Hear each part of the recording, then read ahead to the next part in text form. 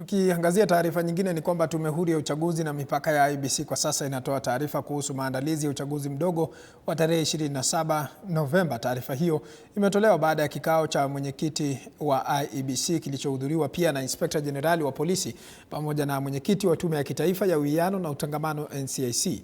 Hebu tusikilize. As per the agreed calendars. Secondly, we are calling upon those participating in these by-elections to ensure that they follow strictly the Code of Conduct on elections. The Code of Conduct was again signed by all political parties that are participating in these by-elections. The same Code of Conduct was also signed by the respective candidates who are participating in these by-elections. And the Code of Conduct is not a mere suggestion. The Code of Conduct is binding and it is founded in law, the Elections Act, but more importantly in the Constitution of the Republic of Kenya. And it's the Code of Conduct that must guide the manner in which campaigns are conducted, the manner in which candidates conduct themselves, and the manner in which they mobilize their supporters, and in the manner in which the elections will be concluded. So any breaches of the Code of Conduct, of course, will attract penalties, will attract some form of punishment, including fines, and in severe cases, it might force us to cancel or to disqualify those candidates who will be found to have breached the Electoral Code of Conduct. Thirdly, we would like to emphasize that we are, as IEBC, we cannot run the elections on our own without the support of all Kenyans. Kenyans of goodwill in those respective areas, conduct yourselves in a peaceful manner, in a manner that is decent, in a manner that allows freedom of expression to all the candidates who are supporting the various political parties, so that then democracy is seen to thrive.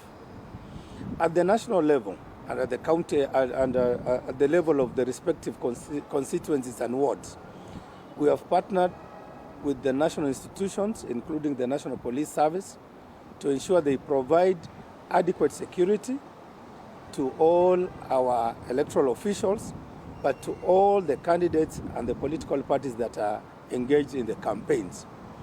More importantly, the National Police Service is here also to provide security to our materials as we move them to the various sites, as we deploy them to the various polling stations.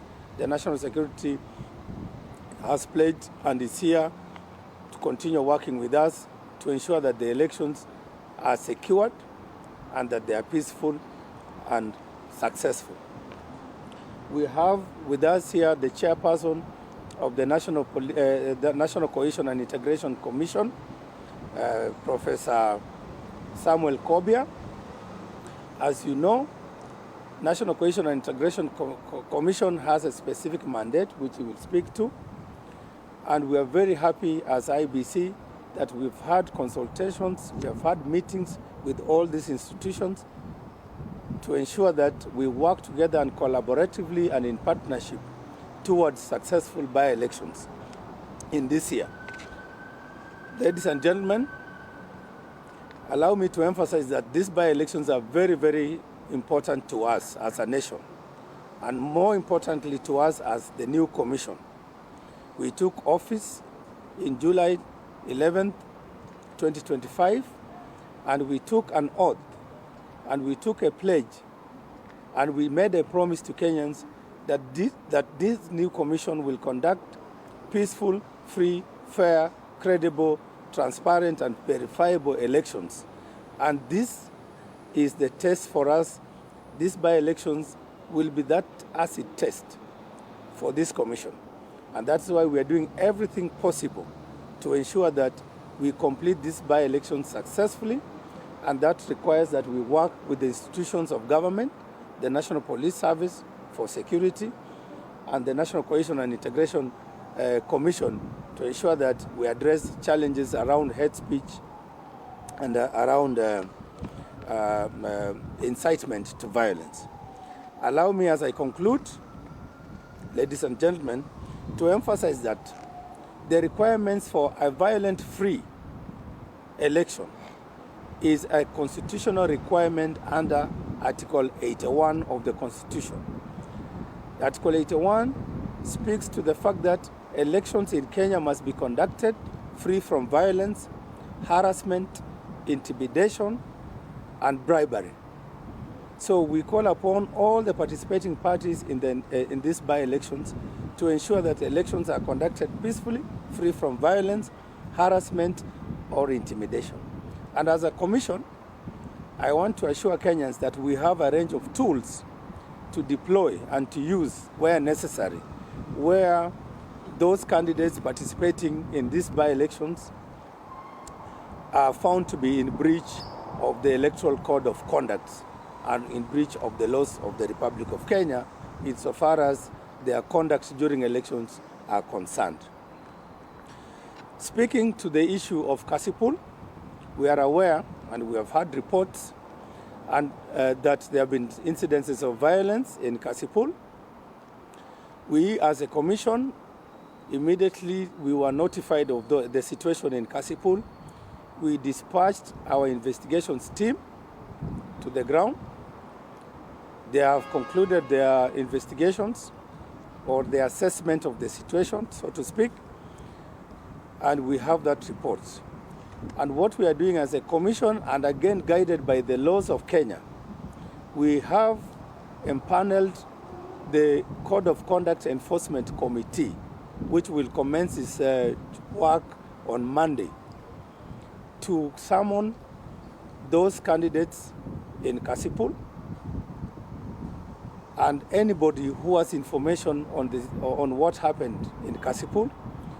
They will conduct the hearing, and within the shortest time possible, will make determination on what needs to be done in as far as addressing the incidences in Kasipool are concerned. So as I conclude, ladies and gentlemen, I would like to condemn all acts of lawlessness and violence across all the areas where we are having elections, particularly in Kasipool. And I would urge all those participating to refrain from any acts that will undermine the integrity and the credibility of our electoral process. I thank you. I would now allow to invite the IG to also speak on the security aspects and what we are doing together to ensure that we secure the elections and to make it successful. Thank you. IG.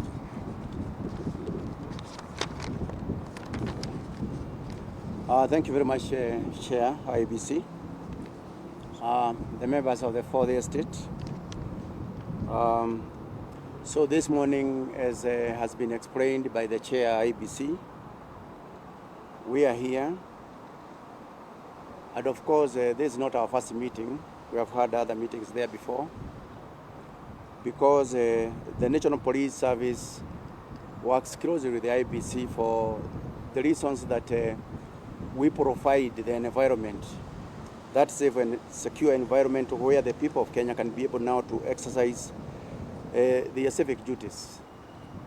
For this reason, once again this morning, we had been here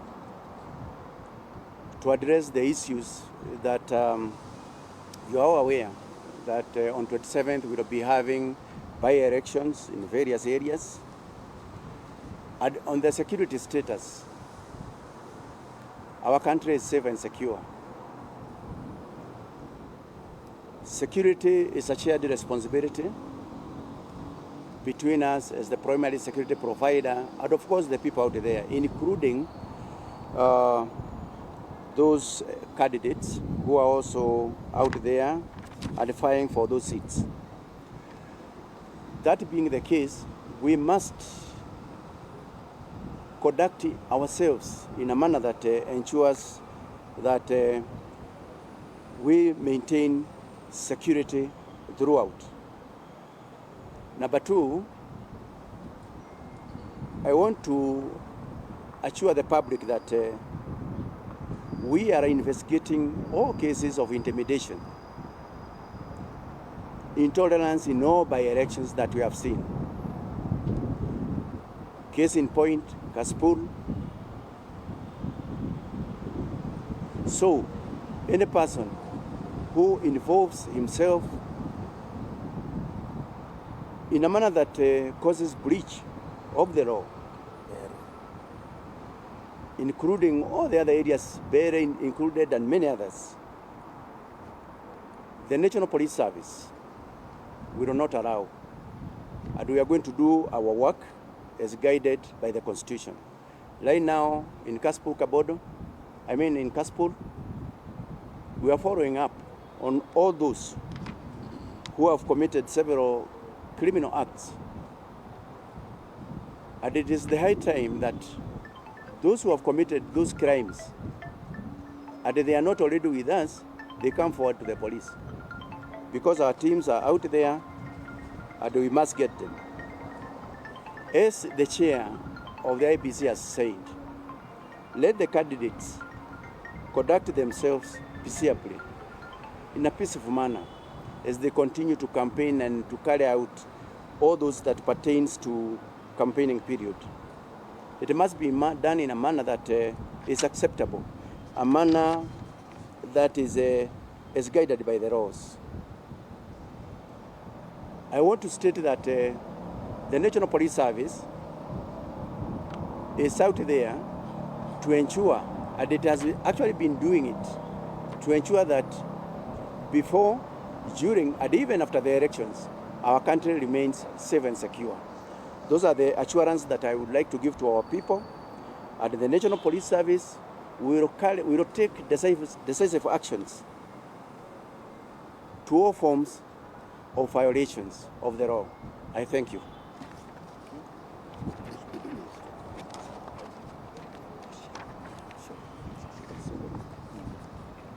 I think it is not necessary to emphasize that successful and a peaceful electoral process in Kenya is incumbent upon the coordination of the various state agencies who work closely with the IEBC in order, as the IG has said, that the chair of IEBC, that before, during, and after the elections, whether by elections or the national elections that will come in 2027, that there is peace.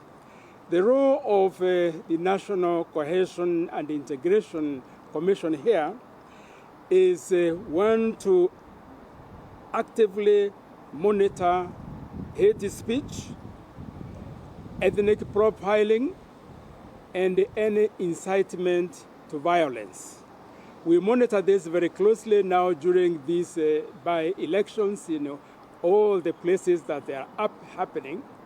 And we have already identified cases where there is a breach of the code of conduct, as it has been mentioned. And I want also to say that what we do is to summon those who are in breach. And already we have summoned those, especially in Bere, stating that they are banning some people from stepping there to campaign. We wanted to emphasize that there is no Kenyan who can ban another Kenyan from doing what is lawful in any part of the country. And therefore, those who made those utterances have been summoned and will have to answer. Secondly is that